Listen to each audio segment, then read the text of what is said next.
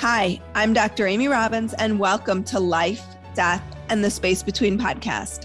I'm a licensed clinical psychologist and medium, and here we explore life, death, consciousness, and what it all means. Today, I have Von Braschler on the show. Von is an award-winning journalist and former faculty member at Omega Institute. He has led workshops throughout the United States and the United Kingdom. A lifetime member of the Theosophical, did I say that wrong? Theosophical. Oh my God. Theosophical Society.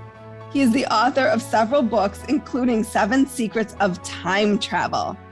He lives in St. Paul, Minnesota, and the San Juan Islands. Maybe now only the San Juan Islands. Yes. Yes. So welcome, Von. Thank you, Dr. Amy. It's good to be with you. Thanks for the invite. Absolutely. Hi, everybody. I just wanted to thank those of you who are supporting the show via Patreon. I literally could not do this without you. It means so much to me to have any sort of support for the show, but really the financial support is super helpful to me right now. I'm an independent podcaster. This is all being funded by me. So anything you can do to help that, if you love listening to the show, if you love the content I'm creating, if you love the guests that I'm having on, please support the show. I have amazing, amazing guests continuing to come on the show. I'm so excited. I've grown the most month over month in the past 3 months, and that is because of all of you sharing the podcast, telling people about it. So thank you so much. Anything you can do to support the show, I am so, so grateful. The growth I know is going to help me in some way. I'm not exactly sure how yet, but I know it will. Thank you all for listening. And here's this week's episode. So this is a topic, as we were talking before, I have not covered on this show, but I am fascinated by and can't wait to talk to you about.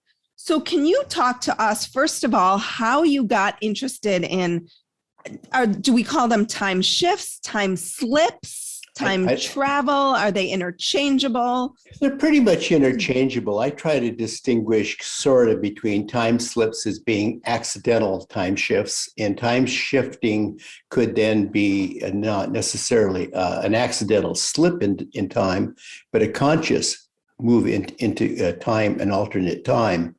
So I do include exercises in the book derived from East and West as far as people who have apparently learned to master some kind of trance-like time shift. And the exercises then are things that I've learned to do that have enabled me to experience a shift in time. So what is a shift in time, and how does that differ from like a past life regression? Right. So a shift in time is actually where you're instantly somewhere else experiencing another point in time.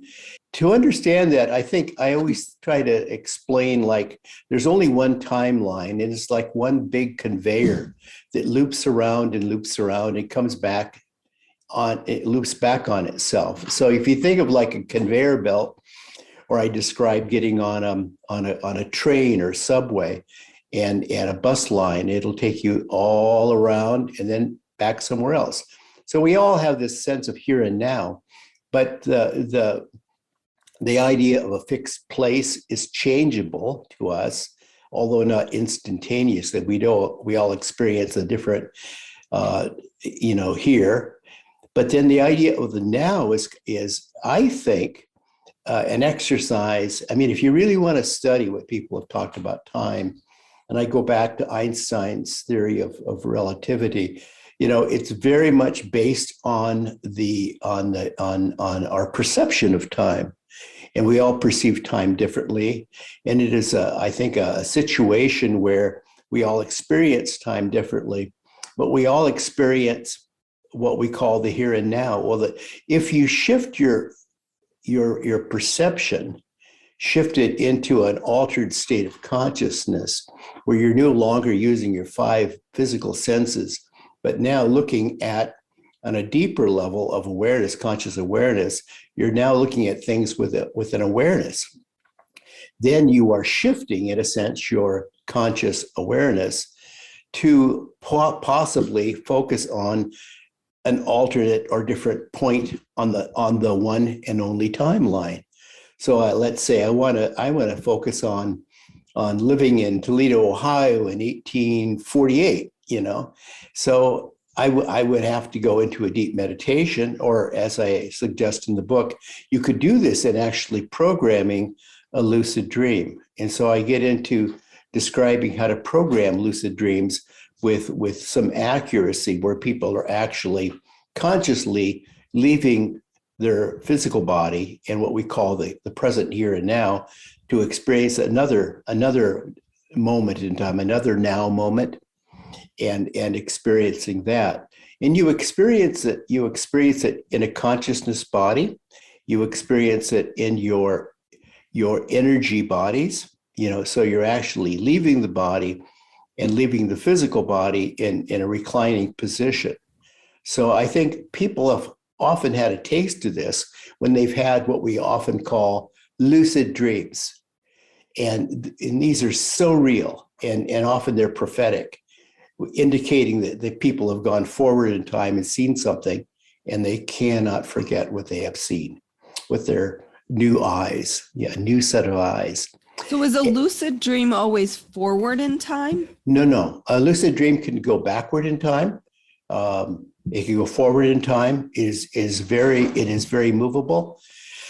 It can be programmed. It can actually be in what we would call now, the present now, but it could be in a different place. Like, let's say I want to set up a lucid dream right now, current time, but I want to be in Los Angeles, California, and then there I'm in Los Angeles, California. It's 11 a.m. Pacific time. And, or I could go in quite exotically.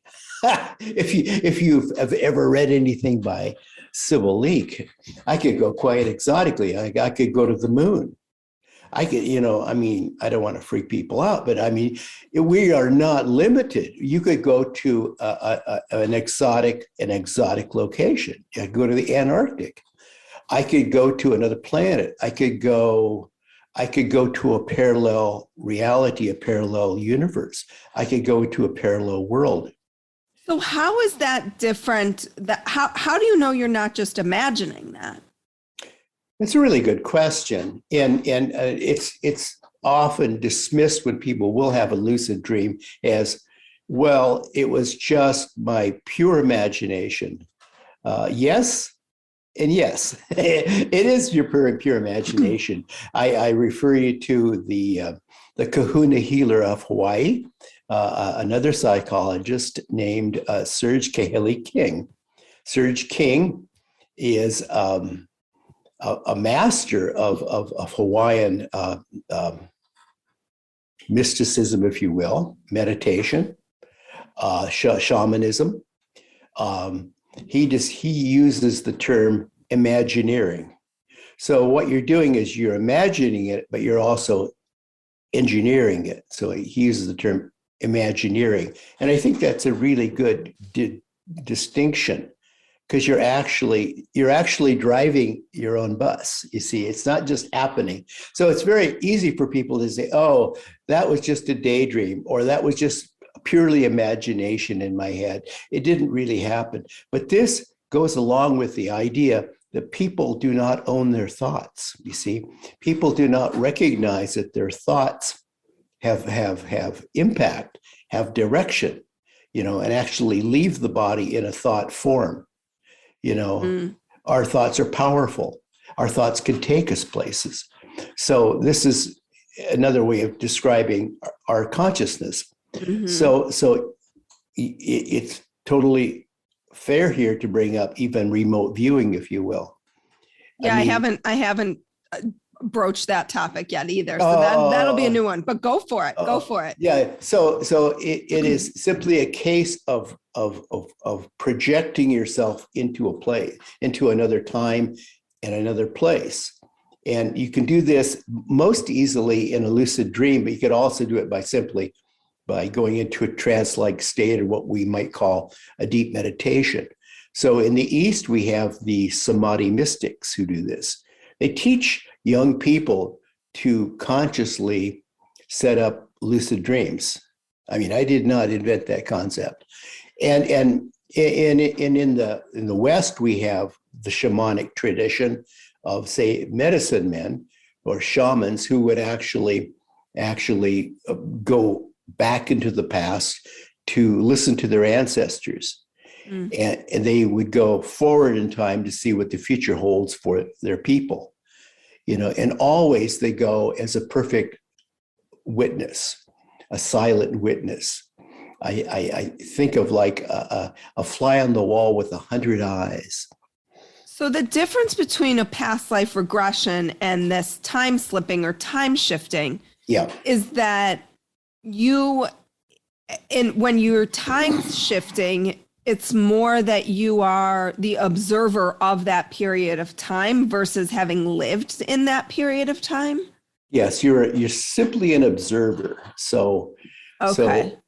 So, this is the important distinction, is that when you go there, you're not physically going to be there. I refer to the term having traction. You have no physical traction there. You have no arms, you have no hands.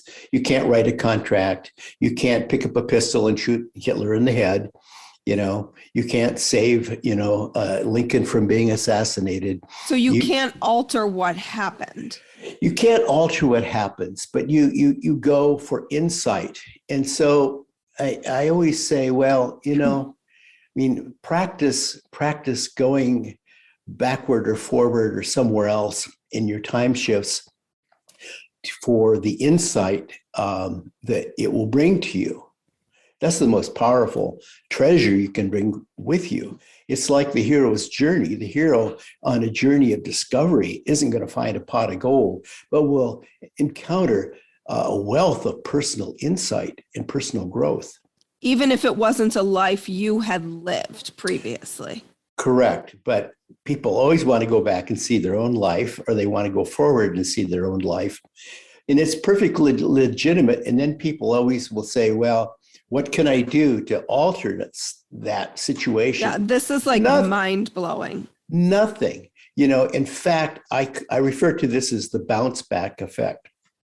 So if you go into your past, and I know we always want to go back, go back, go back. So I'm a student of, and I knew Michael Newton, the psychologist.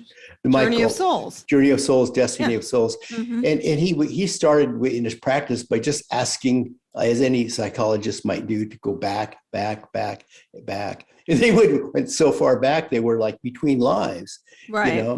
That's how Brian Weiss too discovered past life regression. And then boom, where are you? He said, I'm a speck of light, and we're sitting with my other specks of light, my soul group. Well, anyway, people will always want to go back in their past life, and they'll like send energy, because the one thing you can do in a consciousness body is you could, in a sense, project energy.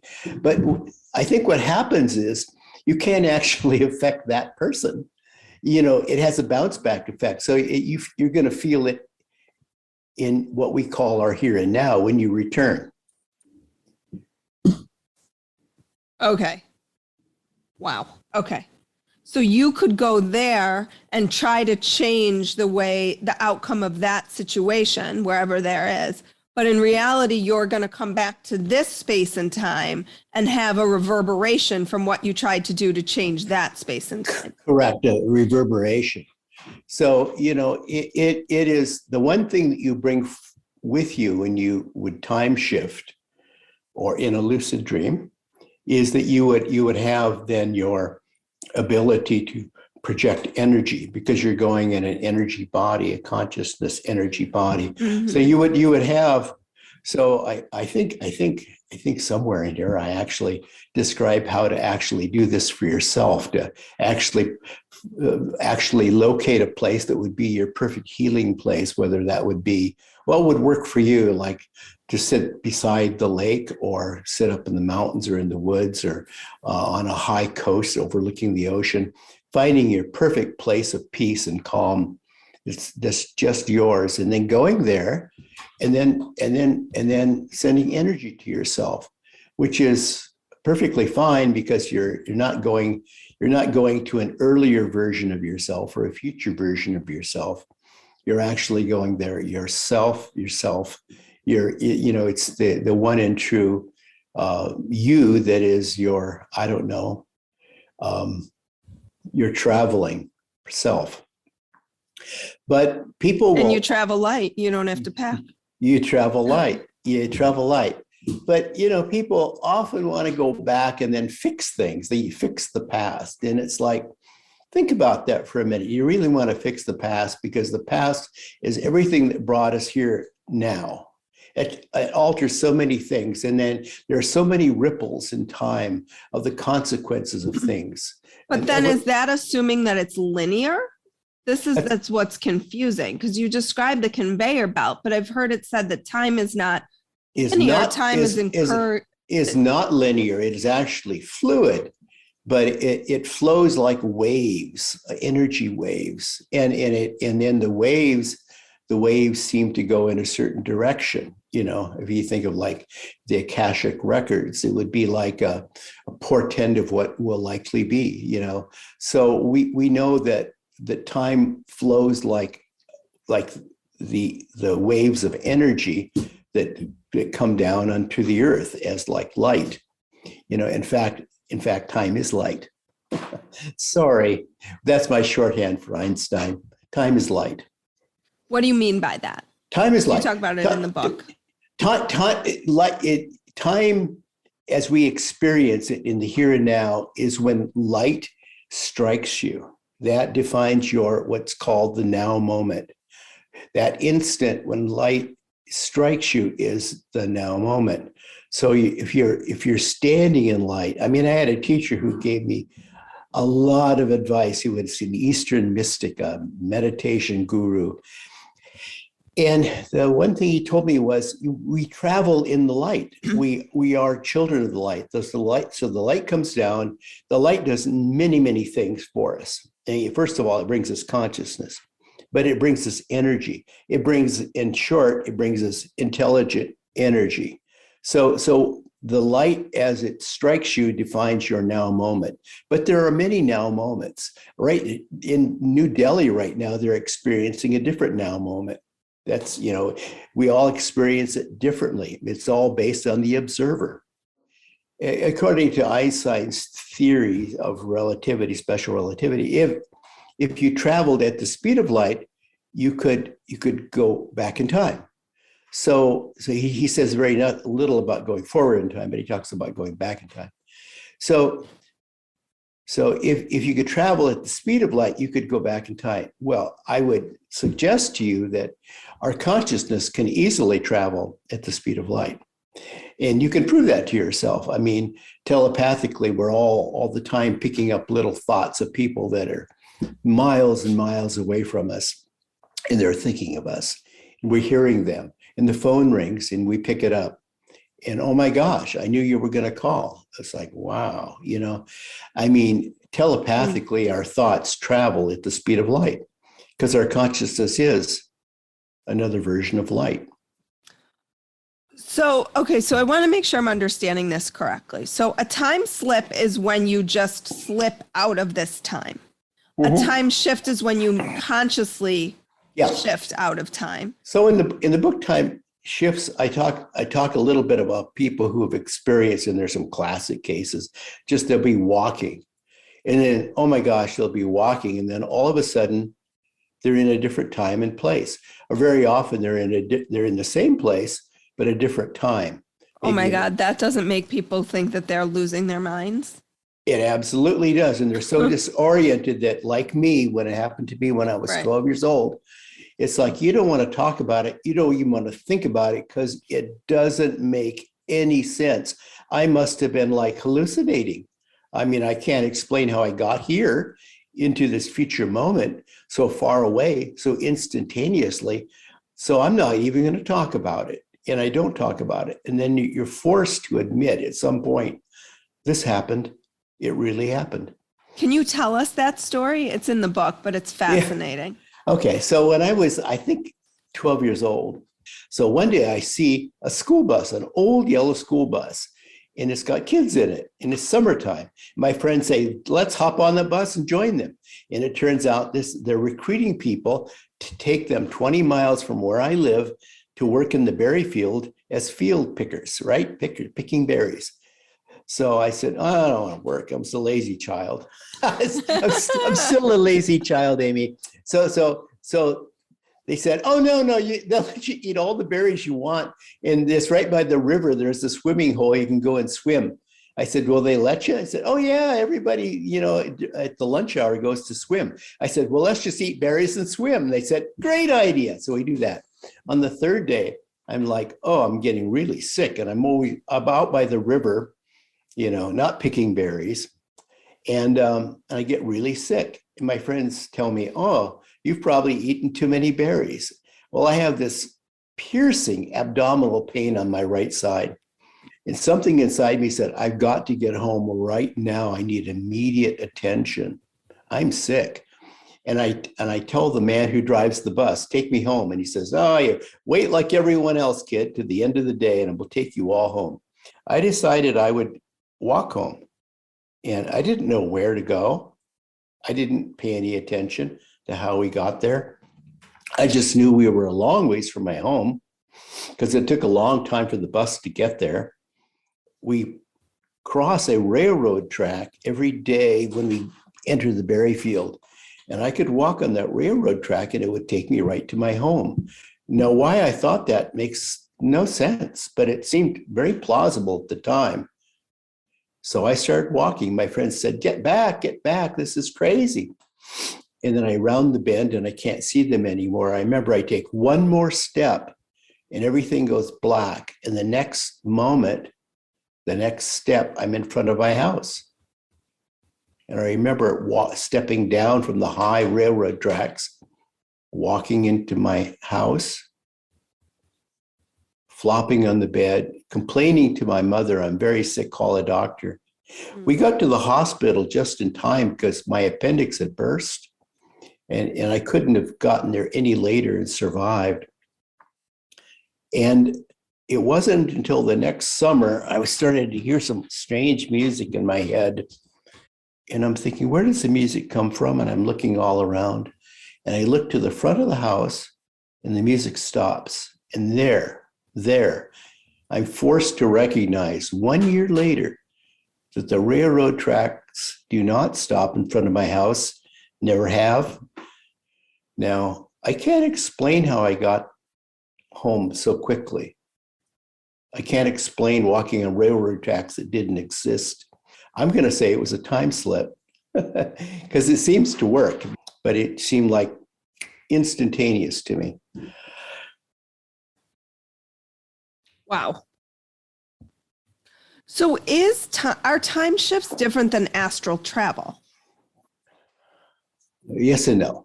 So in astral travel, we tend to think of like traveling in an astral body to an astral realm. So there are many different levels of existence. There's an astral realm. We most closely identify that with our emotional body. There is a mental plane of existence, a mental realm. There's a causal plane, which is where you'll find the Akashic records. The causal plane is an intuitive level. There's a Buddhic plane. There are many different levels in addition to the physical plane. So when we travel in this way, it is similar to astral travel, except that we're traveling with more than simply our astral body, and we're going to places other than the astral realm. Got it. Okay. Yeah. And is a déjà vu a time shift? Déjà vu is a time shift. So I have a whole section in the book on déjà vu. So what we try to do is we try to analyze them with our brains, and our brains are only as good, like any good little computer, with the information that's been stored in it, which we commonly call our collective memories. So our memories are a great storage bank. And if we can process it and analyze it correctly, it will enable us to come up with some answers. But if we have within our frame of reference nothing that will explain this, then you have to say it's outside my frame of reference. Mm-hmm. So I try to get people to practice some of these exercises to actually set up what we'd call time shifts, or at least learn to control and program lucid dreams of great insight. Do you see a downside? Could this be used as like a form of spiritual bypassing or a means of spiritual bypassing to try to escape this current life in the here and now if you're just constantly time shifting? Yeah, it could be intoxicating, and you have to be very, very careful. It's like, I have to admit, I went through a period where I was always shifting in and out of my body. And if you do this legitimately, you're doing it for insight. You bring back, and you need to like reflect on what you've learned. And so it is a tool. I mean, we're in this existence here, this here and now, for a real good reason. We're here to complete this great puzzle we call the world. Mm-hmm. And every one of us is needed to do this. Our individual contribution to the great song is important. Everyone is important. So, no one can be excused from this. No one can be sideline observers to this. So it's almost like you would be integrating, like they talk about integrating in psychedelic work, or, you have to try to understand the experience and apply it. Yeah. So you're going somewhere, and you're seeing something, and you're learning something that you didn't know before, and you're bringing it back. You have to remain very quiet, still, and reflect on what you've seen, because it's your consciousness that's going to actually absorb this deep within you. Got it. This is like my fourth book, dabbling in, if you will, time travel. And it's very hard to put it in words. And I always end up apologizing because there are really no words. I mean, this is so different from the physical realm that we live in, but it is absolutely accessible. And if you think of like the Wizard of Oz or any great, story of the hero's journey, the Odyssey, they all bring back insights. I mean, is this a real journey, or is this a dream? Did Dorothy dream? Because if you remember the Wizard of Oz, which, by the way, was written by a great theosophist, L. Frank Baum, it is actually not just a cute story. It is a significant story, because when she wakes up, on the bed back at Auntie M's farm, and she sees, you were there. And it's like, oh my gosh. And she said, oh, you were dreaming, dear. And she knows it was more than just a dream. Well, can I ask you some speed round questions? Okay. You don't care what answer you get. No, not at all. Okay. They're just a little fun, some fun questions I've been bringing into the podcast. Okay. Spirituality means allowing the spirit within you to grow, giving it freedom. What is something most people don't know about you? That I'm extremely shy. Really? Yeah. You don't seem shy. I know. I guess that's why people don't know it. What is one thing you're looking forward to right now? Right now, the opportunity to kind of open people's eyes to greater potential, greater human growth potential. There's a spirit within all of us that longs to explore and grow and learn and be free. What is one thing you're deeply grateful for right now? The ability to do this. What book is on your nightstand? Oh my gosh. Well, A Call to the Heights. What's that about? It's a book on spiritual growth.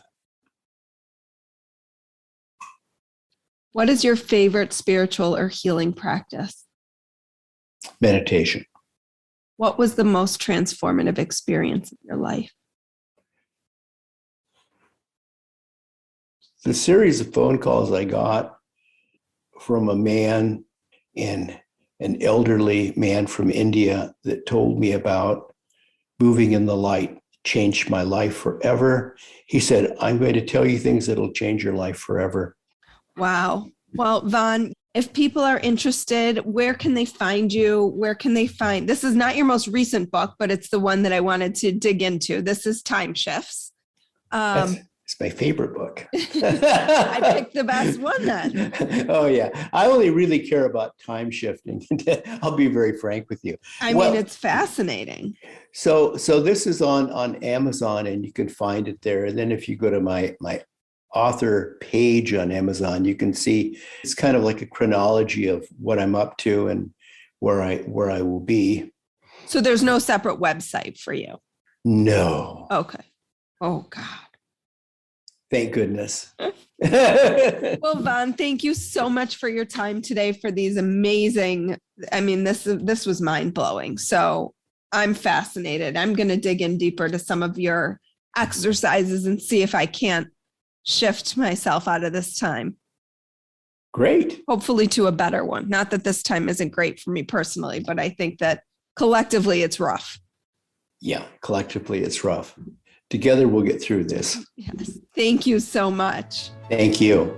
Like what you heard today and want to hear more? Wondering what comes next and what it all means? Head over to Apple Podcast, Spotify, Stitcher, Google Play, or anywhere you get your podcasts and hit subscribe. Also, if you could take a minute to rate and review my podcast, I would really appreciate it. Stay tuned as we continue to explore life, death, and the space between.